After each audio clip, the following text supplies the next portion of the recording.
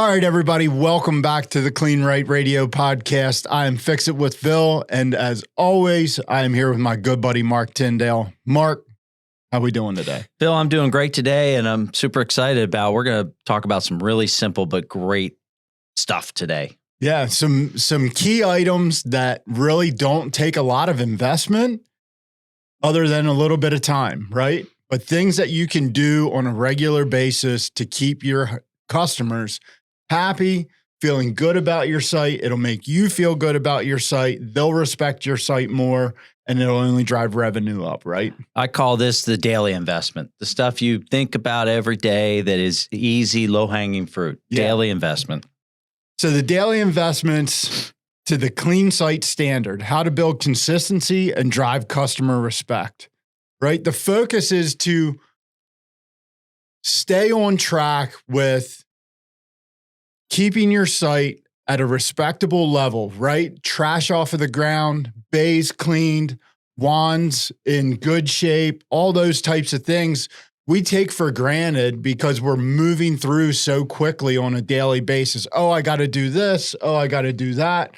If you create a routine and you follow that routine, you can give that consistency to your customers. Yeah, sometimes we're focused on the big projects. You know, I'm getting ready to do that in-bay automatic or the new self-serve equipment, and you're sometimes you're stepping over the little things that you should be, like I said, investing in daily to keep up with. And it's kind of a simple recipe, but a lot of people don't follow it. Yeah. So, we can get caught in the vicious cycle of, why a customer treats your site like trash when your site looks like trash. Yeah, you got a good point there, Phil. And that's like a direct reflection of, well, I've heard, I'll save you on this one. So I've heard people say, I get a lot of vandalism and people leave this and they leave that. Sometimes it truly is a reflection of your site. There are exceptions to every rule, right? I'm not saying everybody falls under the same category, but when I look at a lot of people's car washes with the pictures that they send in, I'm like, yeah, maybe you do have some customers that are a little less respectful, but it doesn't look like you're respecting your site. Yeah, there's bad eggs everywhere, but like at our sites, we run a lot sweeper every day. Oh, that's cool. And we run a lot sweeper every day to keep all those small items that fall out of people's cars when they're vacuuming or they're getting trash out to put it into the trash cans or something like that.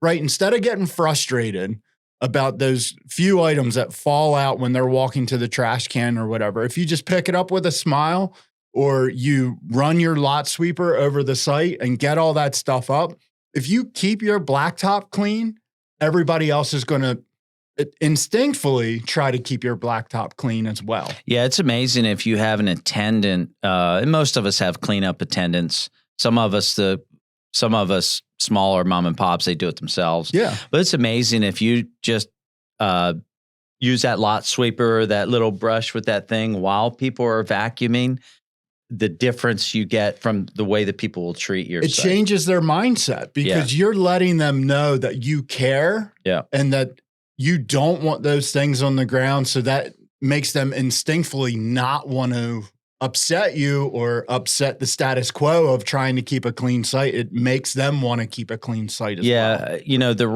right way to handle a situation is if somebody's cleaning out a car and there's a couple cigarette butts and candy wrappers or gum wrappers there, the best effect you can have is politely saying hi to them and cleaning it up right in front of them. Yeah. Instead of yelling at them. Yeah. Trying to get in an argument over spilt milk is not worth a disgruntled customer. Correct. Because they are all customers. Yeah. Everybody's putting money in the meter. So if you have to pick up a few things every once in a while with a smile, you're effectively like through what's the mind power? Osmosis. Through osmosis, you're letting them know that you don't want them to do that. And look, I'll admit, I am the worst. I'll admit it. I am the worst Home Depot shopper you've ever met.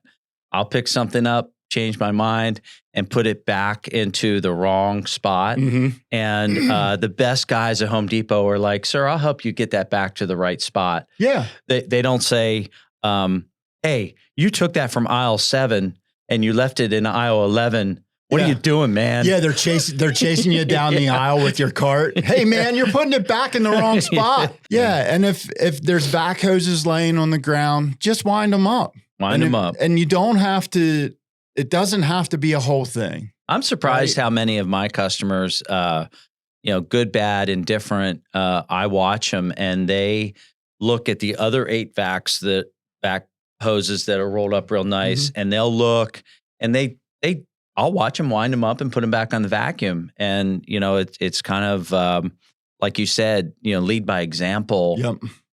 So let's dig into this. Let's start with vac hoses. So some of the little things I had this great experience.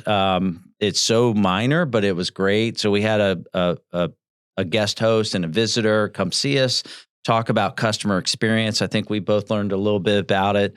And he had mentioned about clientele that prefer, because the express model has learned that people like 1.5 inch vac hoses. Well, I didn't want to switch all my hoses to 1.5 inch, but I ended up buying tapered vac hoses, so I didn't have to change anything.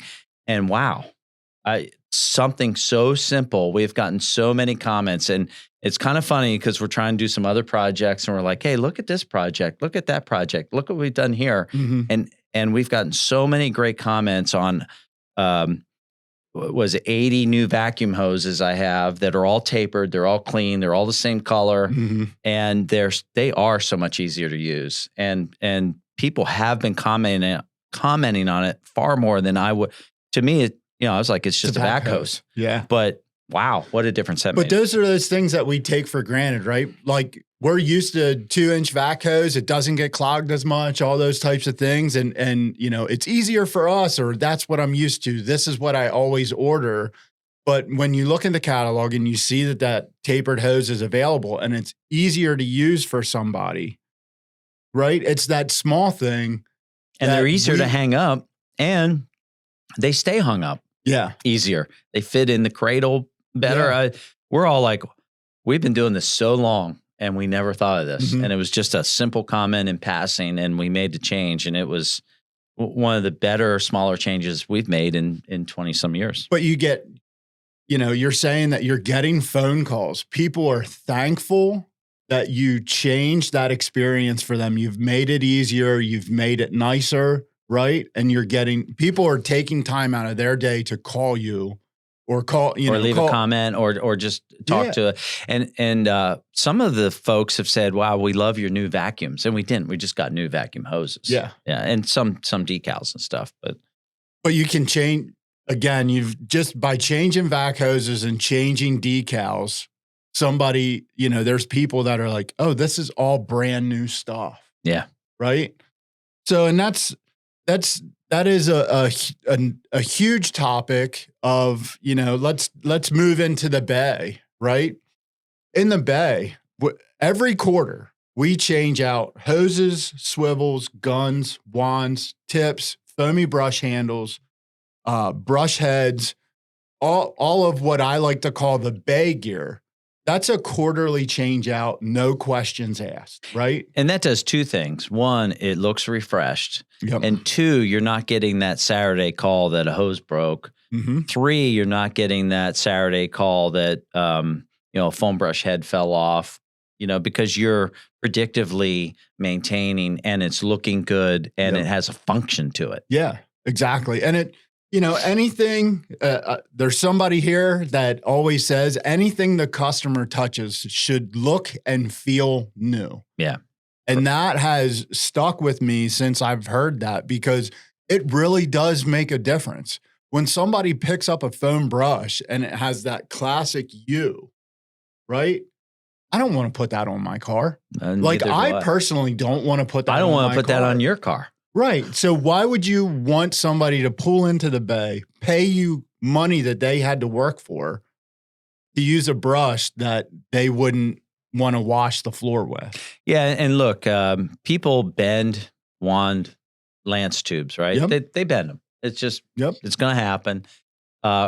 And rather than complaining about why or if somebody bent your wand tube, just keep a bunch of wand tubes on hand. Yeah. Make it fresh. So, some of the things to work around that, kind of the way that we do it is when we change all that bay gear out, we can pick one of my sites. We have eight bay self-serve, right? When we change all those bays out, we go through and we pick 2 bays worth of gear out of the used gear out. So foamy brush handles that aren't completely destroyed, right? They still look okay. And we put them in the back as like an emergency handle in case. And throw everything else out. Everything else gets thrown out, and we keep them as that. In case of emergency, if we don't have any new ones, at least you can put this on until we can get a new one, right? You're right. And so many times we see operators, when I used to be in the field a lot more, they're like, do you have one of these hoses? Yeah, I have one. You're putting a hose on that was worse than the one that you're taking off. You're probably missing the boat. Yeah, for sure. I mean, some of the other things you can look at is signage. Yeah. Right. I would ask everybody that's listening to this to go to your wash and look at your signs and think about when you put them up and how many years ago that was. Right? Yeah, when the fasteners are all rusted, or the fasteners are out, or the corners are cracked, or the print is faded, or there's scratches or stickers on them. One of my favorite things that I picked up from your site, from your sites that I'm looking forward to doing is the snap frames. Yeah, snap frames. Right? It is so ingenious that you can literally change a sign out in a few minutes and just absolutely change the way the bay looks just by doing that. Yeah, and you can buy them in bulk, and they're super inexpensive. And if you want to change an option on your menu, or you want to change a message or a phone number or whatever, you just for 30, 40, 50 bucks, you have all new signs per bay. Yeah. It's better than spending $250 per bay once every 10 years, right, in my opinion. But well, and it really does. That drives your customer's outlook on coming to your site, right? We're not saying that these things don't cost any money. We are aware that it costs money to do these things, but you have to look at it as an investment, right? You can't buy things and think that they're going to last you a lifetime. It just does not work that way. Everything has a life cycle, and we need to be predictive on that life cycle based on usage. Yeah. Right? Yeah, I think that's the biggest misconception. I've been selling equipment the better part of my life, and people that buy something and think it's going to last for 10 or 15 years, people need to tell them this is not a 10 or 15 year thing. This is a consumable. It is. Signage is consumable, right? Yeah, signage, guns, hoses, all that kind of stuff. And being prepared is probably one of the easiest but hardest things to do, because again, just like keeping the lot clean and staying focused on, as silly as it sounds, we spray stainless steel polish on our trash can lids. Oh, that's beautiful. Right? And when we first started doing that, the guys on the lot were like, "What? Why are we washing down trash can lids?" Because it makes a difference. Yeah. Right? But being prepared, again, is easy but hard to do because we overlook the small things. So, making sure that you have new guns, or at least a gun to replace one if they break. So like if you're doing that quarterly change out, ordering another set, I still save an old set just so that I know that I have it in case I need it. Those types of things, and just being ready to take care of what needs to be taken care of. Let's talk about trash cans for a second, right? So raise your hand in the audience. Everybody's raising their hand. If you're waiting to use up an old 30-gallon drum to make another trash can. Yeah. And I just think that is the blight on our industry, to think that in 2025, almost 26, that we don't need professional trash receptacles to make it look like a professional business. And I still have some chemical drums in some places, but we have tried to get real trash receptacles that look like a real business out there, and it makes a huge difference.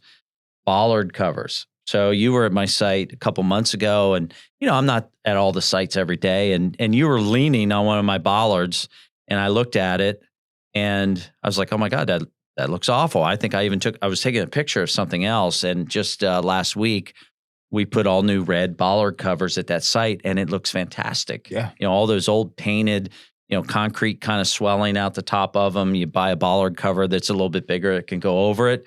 And it just looks professional, and it looks great. And it's a good feeling when you see that, and you're like, okay, I took care of that. Move on to the next thing, and that's it goes way back to our first one about the SWAT. We get together once a quarter, and we don't always think of everything, but that was something that from our visit that came up in a meeting. One partner said, you know what, I'll take care of that. He took care of it. It was not expensive. Yeah. And, it's a lot cheaper than painting them, actually, when you think about it. And it just looks great. And it's going to last, that will last another 5, 6, 7, 8, 9 years, whatever. Yeah. So along with that, I've gotten into the habit of pictures. I don't trust my eyes anymore when I'm going through a site. Every month when I visit a site, I just snap a couple pictures.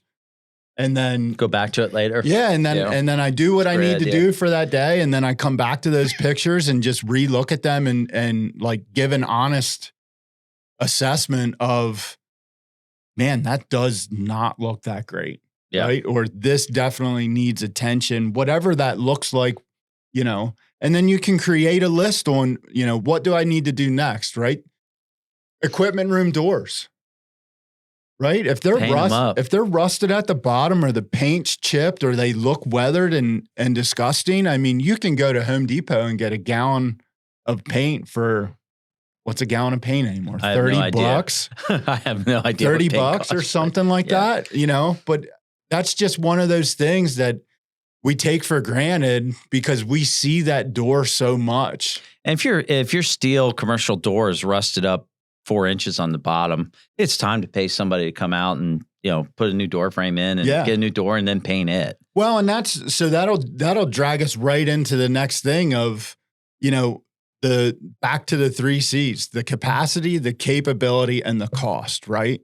So if you need a new metal door, it is probably a better idea to pay a contractor to come out and put a metal door in for you, because they'll have it done in a short period of time. You can focus on the Kleen-Rite standard and drive your revenue up while you're paying somebody to put this door in, right? Yeah. So there needs to be that time and place where you say to yourself again, hey, I should probably outsource this so that I can stay focused on the small things that really matter to my customers, right? Whether it's cutting grass, planting bushes, if you want to do potted plants, hanging around, if you're taking it that far, and if you have a green thumb and you love that stuff, do it. If you want your site to look that way, maybe you pay somebody to come in and take care of it for you. Yeah. So, times have changed, and, back in the 80s, early 90s, guys were literally building car washes out of brown brick because it didn't show the dirt as much. So what they do then is let the dirt build up on these brown walls, and they probably don't look that much different. And even when you power wash them, they're still brown. And then you're putting, new signs over them, and the lights don't reflect properly. And times have changed. People want bright white walls. We over talk about bright white walls and ceilings, but I don't want to beat a dead horse there. But it's just there has been a mind shift, and brown is out. Right. Yeah. And white is definitely in, or, agreeable gray anyway. You love agreeable gray. Yeah. But again, it makes a mental shift in people's heads when they pull into a bay. The walls are stark white. They look clean. It makes them want to be in there. When you pull into a dim lighted bay, with brown brick. It feels dirty. It makes you feel dirty. It makes everything in the bay feel dirty and dark. Yeah. And why would you want to be there? Yeah. And putting new lights in a brown bay just seems like, once again, this 3 C's, you're spending good money over top of a problem that you should maybe take care of and get the walls brightened up and do the lights to get the, because brown walls absorb light. But if it's I agree with you, but if it's part of your hit list, right? I'm going to devil advocate you here for a second. If it's part of your hit list and if you have to do lights and walls, if your lights are dim and you can brighten them up to start, do that first. Then you can get those white walls in there. We're making progress in the right direction. If we could just get that guy to power wash those walls or acid clean them or whatever, get them clean first, and then do the lights, I'm all in. Yeah. Yeah. Just let's do it one step at a time. Agreed. Yep. So what else do you think, as we're diving into just the standard Kleen-Rite thought process? We're talking about lot sweepers. We're talking about trash can lids. We're talking about wiping down stainless steel, white walls like always, bright lights, painting doors. Any exposed metal. We go around and every car wash is a little different. You go to South Texas, the whole car wash is metal. Mm-hmm. It's actually pretty inexpensive to have a whole car wash spray painted, versus replacing all the metal. I know where we are in this climate, we have a lot of block buildings with steel lintels and steel headers. We go through every 2 or 3 years and we paint all of our door frames. And where we use AZAC, to frame things out, we have to repaint that. We just repainted, our entry signs where we used PVC fence post, outside of a sign. The sign looked pretty good, but the paint had fallen off the fence post. So repainting that. It's really just looking at your site, and sometimes paint, like you said, $30 a gallon. You can paint a lot of stuff with a commercial outdoor acrylic or an epoxy, and look at those door frames. Look at any metal you have, whether it's the stainless steel boom hanging off the old rusted angle. Yeah, paint it. Yeah. Paint the angle and get it refreshed or replace it with something. Yeah. The simple things that are going to catch people's eye to say, would I have that in my house? Like, would I want to walk into my house and see a brand new chandelier hanging from a water stained ceiling? Yeah. It's kind of the same thing. It's absolutely the same thing. And I think that's where, like, for me, again, those pictures come into play, because you can sit and revisit that, and then you can start to create yourself that hit list of all those items that you want to take care of, right? And then if you create that list, then you can't forget, and then it always gets taken care of. The other thing to think about as you're taking those pictures and you're assessing that site, all those small things, is, like you're saying, roofs, things like that. These gutters. These are things that you can plan for, right? You can't do it all at once. You can't do it all at once, but it's something that you can plan for. So if you keep tabs on it, if you keep eyes on it, and you're constantly tracking the degradation of those things, you can stay in front of it and you can keep your site looking brand new all the time. Yeah. I mean, broken parking blocks, parking blocks are pretty inexpensive. I had a couple sites where we realized after you needed them to get approval. Mm-hmm. We had a couple sites where actually it looks better. We don't even need them, because there's a hedge behind them. We just took them out. It looked a lot cleaner, a lot better. If somebody wants to run into my well-groomed hedge, that's fine. I'll fix the hedge. Yeah. The other one, we just went through and lot striped everything. We actually, against the grain of what I said, sub it out. We actually we bought a lot striper, and we have one of our attendants who likes to do that. Yeah. So he goes around and refreshes all the parking lines, the lineup lines, the stack lanes, the arrows, the in and out. And it just looks, if you can't seal coat, you don't have the money to seal coat right now. Seal coating is certainly something that we should all be looking at. Graffiti, if somebody, God forbid, graffiti something, paint over it. You just got to take care of it. You just got to take care of it. And if they ran into your vacuum island, which that's happened to all of us, fix it. Yeah. Yeah, fix it. And, was it Newton's law? If you fix a vac island, yes, somebody probably will run right back into it. But guaranteed. But that is part of this business. Yep. Is you got to fix what's broken. It is. It is. And when things like that happen and you take care of them, that graffiti happens on the side of your wall and everybody that's coming into the site sees you up there painting over that graffiti, it lets them know that you care about them, your site, their experience, and that they know that you are there to take care of them, right? Your interactions with your customers are not always verbal. They're not always from me to you. Sometimes it's them seeing what you're putting into the place to make their experience better. And I think that a lot of people miss the mark on that. Yeah. And I visit a lot of car washes and a lot of times I'll literally walk onto a car wash where the whole thing is graffiti. And they're like, well, I can't keep up with the graffiti. And my comment is, well, it looks like you stopped keeping up with graffiti about 10 years ago. Yeah. And I'm sorry that, that's the brutal honesty of it is sometimes car washes, we don't like it. They will get graffitied. But if you take care of it when it happens, you can stay ahead of it. Yep. I think that has been a lot of small information packed into one episode to try to help people retrain their brain for the clean site standard, right? Yeah.